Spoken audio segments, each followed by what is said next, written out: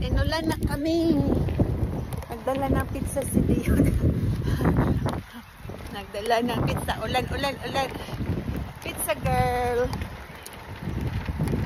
Andito na kami sa bahay nila Biko. Ito na si Biko. Sa after nakita kami nung New Year pa yon, January. Ngayon na naman kami nakita uli. Malaki na siya. Oh. Naghanda si Roda ng pasta.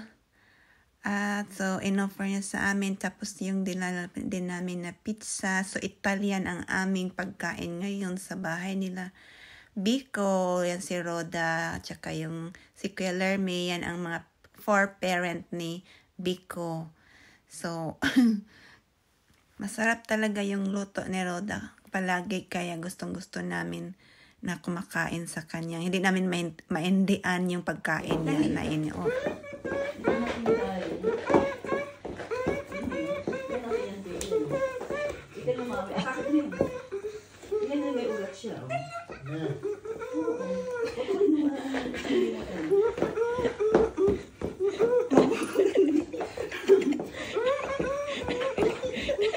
Gusto niya yan.